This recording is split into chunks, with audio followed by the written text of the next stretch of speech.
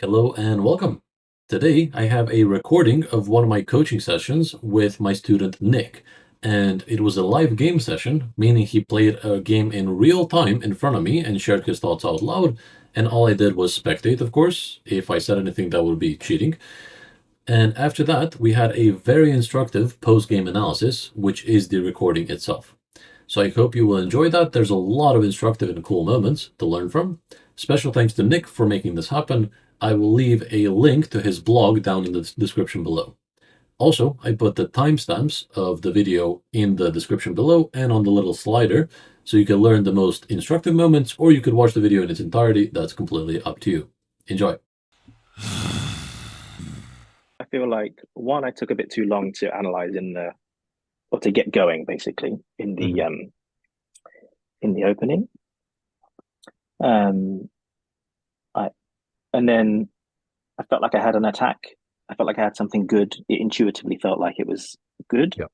but I couldn't quite see the whole way. And then after he played King G7, I lost the thread. Okay. First things first. So you played this well, and then the thing that I mentioned at the start after Queen E7, my Yeah. intuition is like, oh, Queen move. So first of all, I take a look at what is even the idea of this, hmm and I understand he wants to take, and when I take back with a knight, he wants to take on E4. Yeah. It's not the greatest idea of all time, but it's an idea. So that's something I have to take into account for, and Queen E7 being a move. So I'm like, how do I attack this in a logical fashion? Yeah. I'm looking at bishop g5 or knight c3 to go knight d5.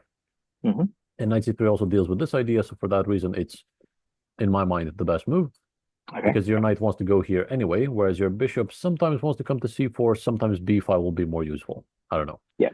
So Okay. nice before bishops. So knight c3 would be my move here in the future. And I would expect them to go c6 to kill that Yeah. knight. Yeah. But at least now they don't have knight c6. So it's a small success. And again, you Sure. just develop like nothing happened. Mhm. Okay, you played a d5, but there's a lot of things that need to be sort of, you have to make a mental note for yourself when you play d5, what you're playing Yeah. for. So when you play d5, you kind of played it, oh, I'm just going to get a space advantage. That's Yeah. it. But d5 changes everything significantly. First of Okay. all, I'm going to ask you, does white want a closed or open position based on what has been played so far? They want it to be open. Why? Yeah. Because Black has quite a passive setup. They haven't developed any pieces yet. Mhm. And yeah, I feel like White's moves are a little bit more natural, and that Black would have there's a bit Right. of a time advantage for White anyway. So to take advantage of that time advantage in terms of development, you would want to open the board quickly. So Exactly. Yeah. So we're going to have a development advantage as a result of this Queen E7 because they're going to have to waste a lot more time developing. yeah, And when we have a development advantage, we want to open it up and cause a battle. So in yeah, open positions, time is relevant. In closed ones, it's really not. yeah, hmm So you're going to have a lot more of a difficult time punishing Queen E7 because they have all the time in the world to develop. So for that reason, D5 is already not my first choice. okay, So much better just develop and keep your options open. If you want to go yeah, d5, there's no reason to do it now. You could do it later, maybe. yeah, sure, So d5, they play h6, topping in a g5 action. Knight c3 was played, and here, because the position is closed, you already have to hmm think about your future game plan. So it's very easy to make developing moves now yeah, and like then start thinking, but then it's going to be too late because you've already committed to some sort of developing move. So for yeah, example, knight c3 is already a committal move, which I would not play. okay, The reason why is because I'm recognizing, hey, it's a closed position. yeah, So now speed of development shouldn't be my first priority. It should be the quality of development. Now, okay, as you may have noticed in the middle game, you were kind of lacking plans. You were like bleeding time. It was hard to find yeah, something productive. That's not hmm a coincidence. That's a result of the closed position, and you don't have the space fighting pawns. hmm So in a position where the center is dead closed, you must have the C or F pawn in the fight. okay, Whether that's f4 as you did later or c4 as I would have done instead of knight c3. So hmm here, as soon as I recognize this, I'm like, yeah, okay, first of all, I'm playing for the queen side because when you push d5, this is a pawn chain yeah, and you have a space advantage on the queen side. So the queen side should be your main area of the board, which is something that I don't think you recognized because your entire game was played with f4. Yeah, exactly. I That's mean, fine. this is something that we've spoken about before, and something that I've actually told others as well, is that you attack in Right. the direction of your pawns. But again, I yeah, I don't know. Fine. I So played what I you played, have a and space fine. advantage here. So it's not Yeah. just about the pawn chain, because your pawn chain could have been G2, F3, E4 without the space. So it would be less obvious, but the same thing would be true. But here, it's even a bigger of a pawn chain, meaning that it's a little bit more apparent. And this guy gives you space. So on the queen side, this is your territory, and this is theirs. Hmm. So we have a lot more room for maneuvering, which means that C4, C5 should be our main pawn break, not F4. Yeah. The space Okay. is evenly distributed here on this side of the board, whereas here, it's in our favor. So I will play C4 here and then develop. So Okay. I would just be one move behind you in development. So that's the equivalent of, in this position, I play the move C4, which I would fucking love to play, Yeah. Yeah. to Sure. be able to Okay. jump over the knight. And then Hmm. I would go B4, C5, and just start breaking everything open. And I'm much more ready for that than they are. Right. Okay. So this is where you started all the trouble, but the trouble began because you played this knight c3, very logical Yeah. move, just, you know, automatically, sort of, on Yeah. It's autopilot. interesting. What you say is interesting because these small things, again, this is something I've said and something that I know myself, is that Hmm. small small inaccuracies in the opening lead to bigger problems in as the game Yes. progresses, right? Like you say. Yeah. So it's this bleeding effect that you've already mentioned. But yeah, okay, fine. Yeah. So it's kind of a snowball effect, but negative, Hmm. negative snowball. So it comes from this thought process of, oh, I wish I could play c4. And then you Hmm. go back and think, oh, why can't I? Because I played knight c3. Did I need to play knight c3? No, there was no rush. Yeah, You played okay. knight c3 further back. Yeah. Here. No Hmm. reason to defend these pawns. They're not under attack. So you could take additional time to play c4, Hmm. which is preparing to move c5 later. Okay. So this is Okay. where your trouble began. And then even here, you're fine. So all this means is that you have to move the knight and then play c4. Yeah. So you have to waste an additional move because you messed up Hmm. earlier. Yeah. But now you went for the completely other plan. This is their Yeah. area of the board, Hmm. this one.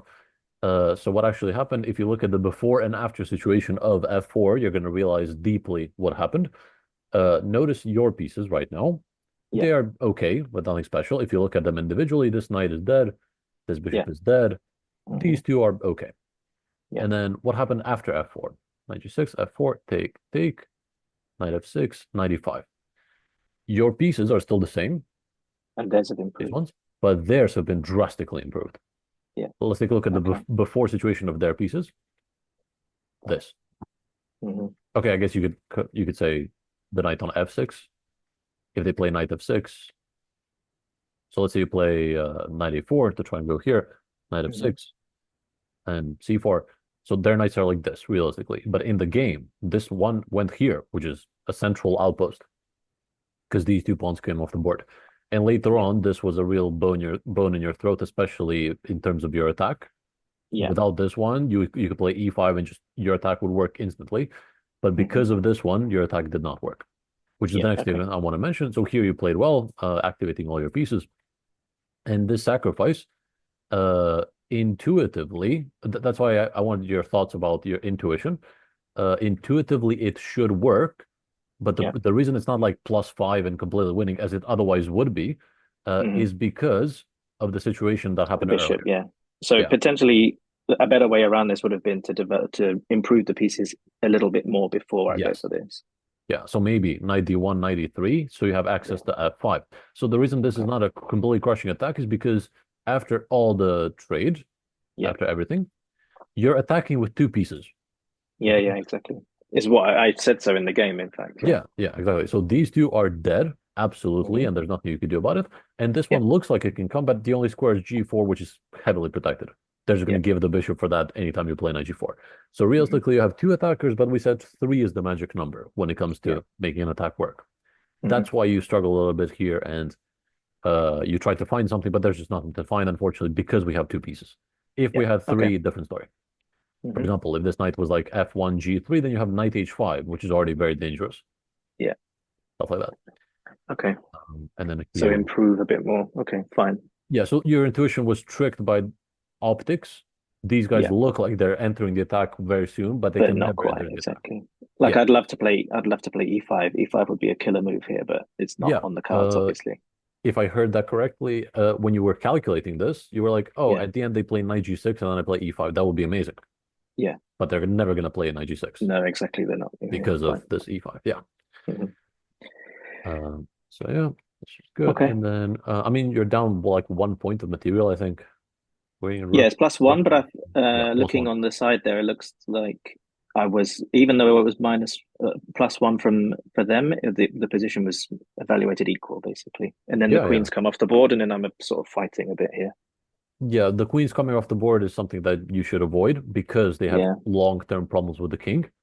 yeah, So it's like they are plus one, but I mean, their king is toast for the rest of the game. Like that's something yeah, long term. You could claim compensation easily for that.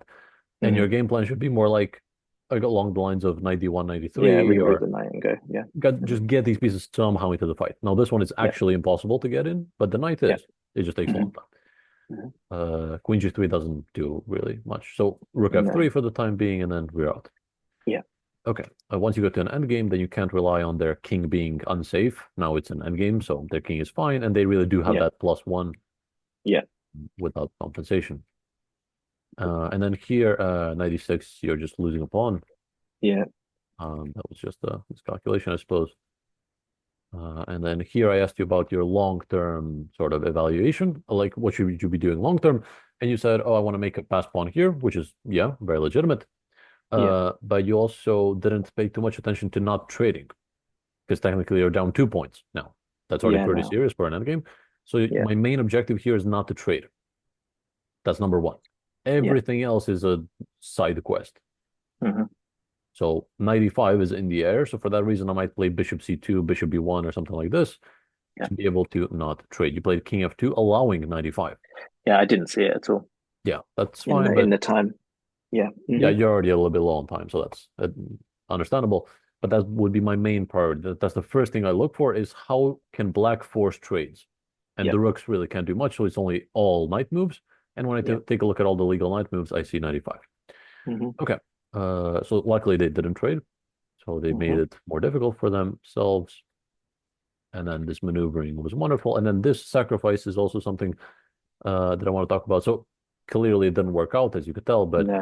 you don't Yeah, have time to calculate it out. So you have yeah, an intuitive sacrifice.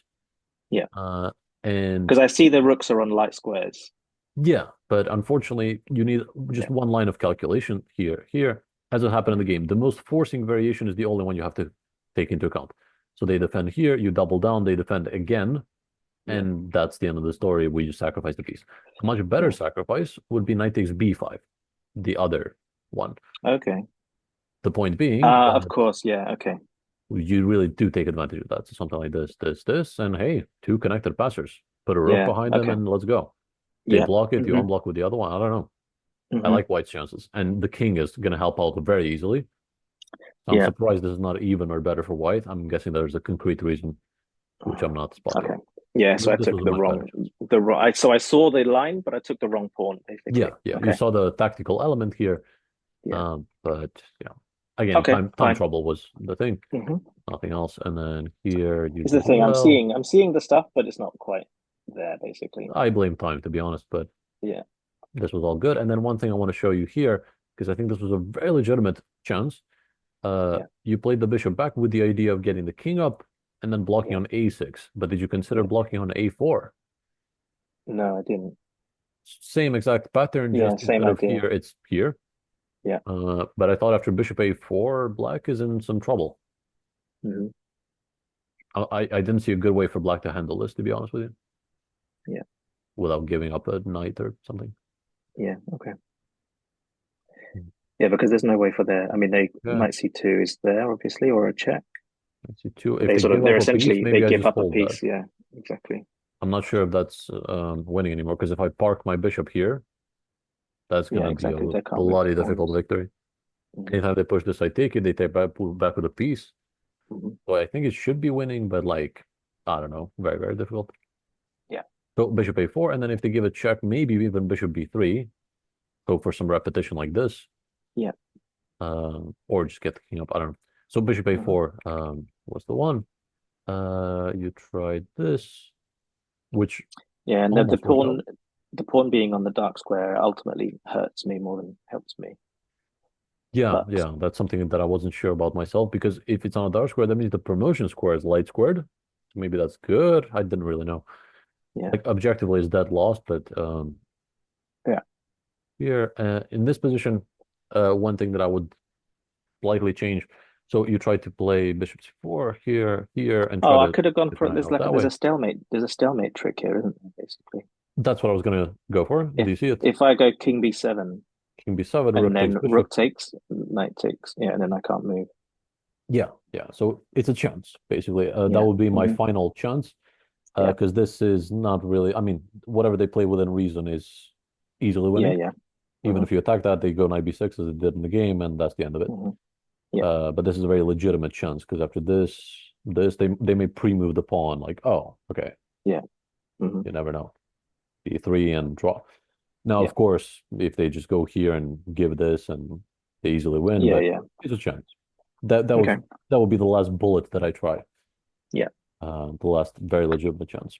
Everything else from here was not really Just yeah. doable. I mean, I guess I could call this a chance as well. So here, if I go bishop e2, e2, give this, Yeah. and try to transpose into the same sort of thing. So Yeah. here, check, here, and I hope they play something else. Hmm. So transposition back to the old idea. And then here, the only stalemate chances that I would look for are with the bishop on the third rank. That's a little bit strange when I say it like that.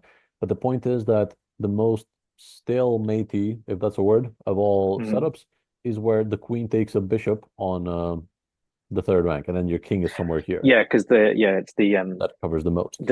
the bishop's file, isn't it, essentially? So the C and the F files are stalematey with the Yeah, queen in the yeah, end game. basically. Yeah. But when you put a bishop on f5, he's always going to Yeah. have some sort of move and something.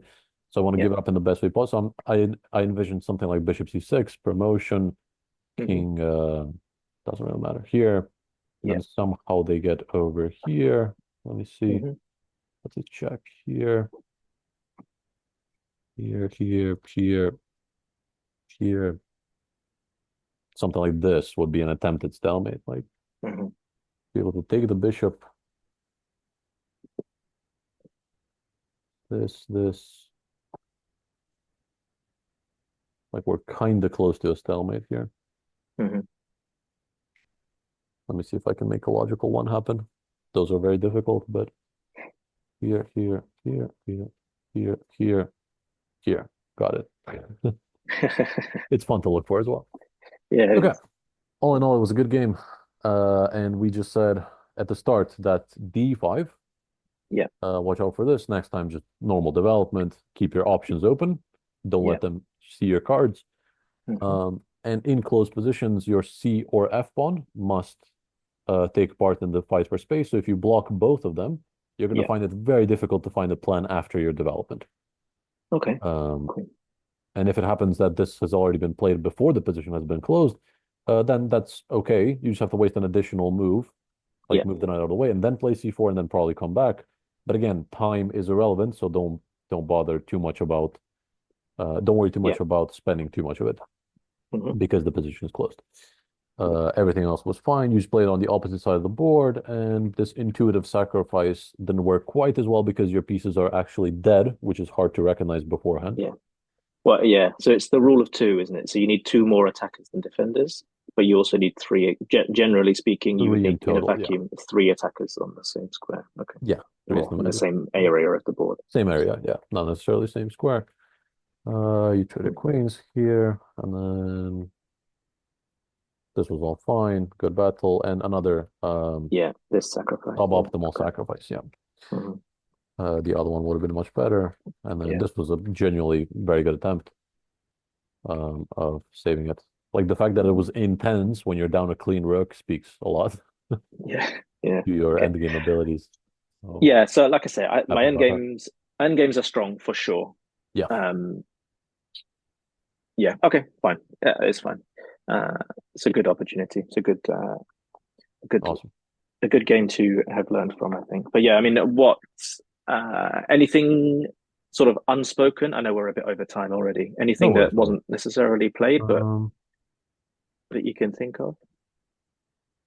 I'm trying to think back about like thought process was pretty good. Nothing off the top of my head, honestly. Okay. But yeah, just these details and the snowball effect and Yeah. oh right, Okay.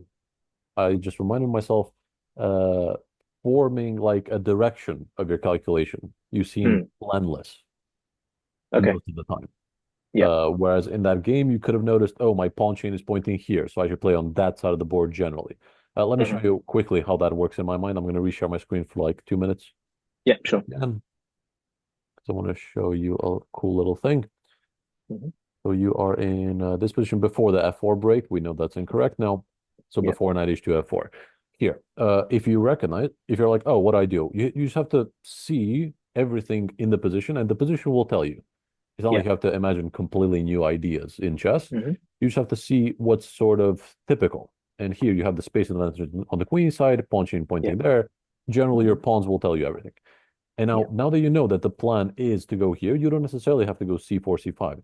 You could I also could play do something A4 along the instead. lines of, Yeah. yeah, a4, a5, a6 is a common idea in these Hmm. structures. And let me show you Yeah. how that plays out because it's really interesting. After a4, Yeah. so again, once you know it's your area of the board, play there as in as many ways as you want. There's a million ways to play, but Hmm. let's say a4. And now if they do nothing, if they keep doing king size stuff, you're going to play a5, you're going to play a6. And after you come Yeah. to a6, this whole thing is just absolutely shredded. You Yeah. will take here, bishop takes, you will take here, let's say bishop takes, and then b5 and d5 are monstrous squares for you. You have Hmm. immense pressure on the a pawn Yeah. if these four pawns come off the board. And the d pawn is a backwards pawn. So Yeah. significant weakness created. So that's if they allow you all the way to a6. If they Hmm. allow you to play a5, but then stop you with a6, then you have the b6 square. Yeah. There's that hole Bishop there. b6, knight a4, knight Yeah. b6. So the b6 square is your main target at Hmm. that point. Hmm. And the only other choice is if they immediately stop you when you play a4, they play a5. Yeah. And now it's like, oh, what do I do now? Because sure, the b6 is a little bit weak of a weak square, but how do I get there? A couple ways. Number one, you could play a rook lift to b3 in Yes. order to get there. Number two, you could slide the this is my favorite. Queen b1, queen a2, queen b3. Again, closed position. You have all the time in the world. That's true. This Yeah. is so fancy. I've seen this a couple times.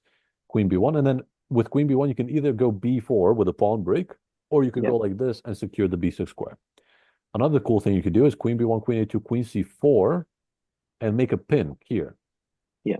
so that you can go knight b5, abusing the undefended queen here. Or Yeah. takes, and knight d5 tends to be even stronger, because that's Yeah. a fork of these two. Hmm. Something like that. So let me show you how that plays out quickly. Queen b1, here, here, here. They just develop on the king side or something. Hmm. Or here. And Yeah. already we can go like takes, knight d5, Yeah. abusing the pin. And Hmm. let's say they go out or something. We take, they can't take with the queen because c6 is hanging, so they take with the knight. And what have we achieved? We achieved the bishop pair, and also we took out the best defender of the d6 pawn. The pretty much only defender. So this bishop seems like a bad bishop, but it's actually a key defender of a backwards Oh, pawn. the backwards pawn. Yeah. Okay. And now we just pile up pressure like there's no tomorrow. Mhm. Okay, so first watch out for this one, of course, b3 or something. Yeah. But then you can go rook ad1, bishop c1, bishop a3. Yeah. Like these fancy plans are all made up of a very concrete objective. Yeah. It's interesting. So Okay. because you know your area of the board, you can just play on that side and force weaknesses, which you can then reroute your pieces to. Yeah. Because right now your pieces have no idea what they're supposed to do because there's no Yeah. game. Exactly. Well, my pieces have no idea, and also I have no idea as well. As a result, yeah.